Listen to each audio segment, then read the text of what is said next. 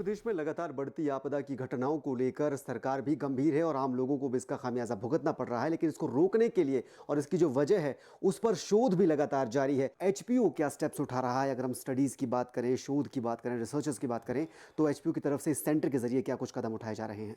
तो हमारा पहला स्टेप रहा कि हमने एमओयू किया नॉर्वेजियन जियोटेक्निकल इंस्टीट्यूट नॉर्वे के साथ। वहाँ का जो एक्सपर्टाइज है जियोटेक्निकल फील्ड में, वो दुनिया में बहुत ही ज़्यादा सराहनीय वो कार्य करते हैं। तो क्यों ना उनकी जो एक्सपर्टाइज है उसको हिमाचल प्रदेश में इस सेंटर के माध्यम से हम ग्राउंड पे काम करके उसका यूटिलाइजेशन करें। So that was the first step. दूसरा कार्य हमने ये किया कि एक यूनिवर्सिटी पडोवा है, करीब 800 वर्ष पुराना संस्थान है इटली में। उनके साथ भी हम कोलैबोरेशन पे डिज़ास्टर की फील्ड में कार्य कर रहे हैं वर्तमान में हम 2 प्रोजेक्ट्स पे बेसिकली काम कर रहे हैं। एक है subsidence zonation mapping of 4 main towns of Himachal.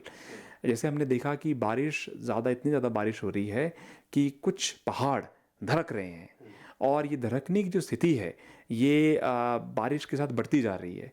और क्लाउड बर्स्ट आपने देखा, फ्लैश फ्लड्स की इश्यूज देखे। तो इसके रिगार्डिंग हम एक प्रोजेक्ट प्रपोजल विद एनजीआई नॉर्वे के साथ और यूनिवर्सिटी पडोवा के साथ मिलके भारत सरकार का जो नोडल एजेंसी है, नेशनल डिजास्टर मैनेजमेंट अथॉरिटी, उसको हम सबमिट करने वाले हैं। और I think we are hopeful कि उनकी फंडिंग के साथ इस कार्य में हम करेंगे। इस प्रोजेक्ट में what we exactly are doing is कि 4 जो हिमाचल के मेन टाउन्स है, शिमला, कांगड़ा, कुल्लू और मंडी, इन 4 टाउन्स का क्या हम सबसिडेंस डोनेशन मैपिंग कर सकते हैं कि नहीं।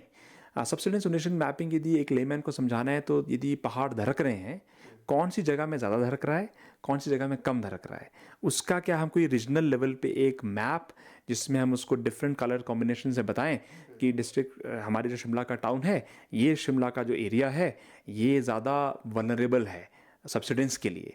तो इसका हम सैटेलाइट इमेजरी के माध्यम से, जिसमें हम सेंटिनल-1 यूरोपियन सैटेलाइट है, उसके माध्यम से हम ये सर्वे करने वाले हैं। ग्राउंड पे हम यूएवी लिडार और उसके बाद फील्ड सर्वे भी करने वाले हैं जी। सर, आपको लगता है कि ये तो वो चीज़ें हैं जो आने वाले वक्त में ऐसी चीज़ें ना हो, उसको रोकने के लिए स्टेप्स उठाए जाएं।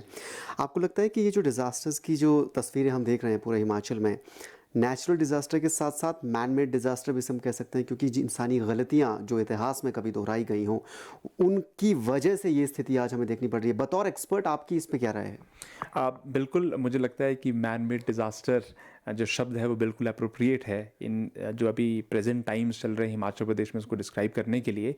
और साथ ही में हमने देखा कि जो क्लाइमेट चेंज है वो is not limited to the state ना nation, is limited, it is taking place throughout the world.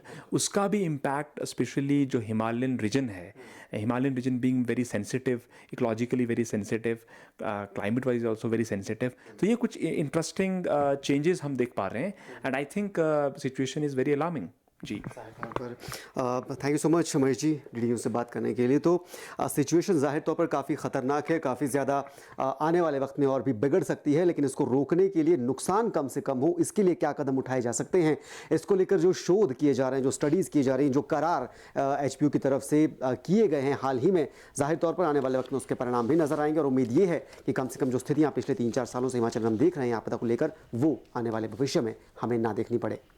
Shimla से कैमरा पर्सन राकेश कुमार के साथ धर्म प्रकाश, डीडी न्यूज़।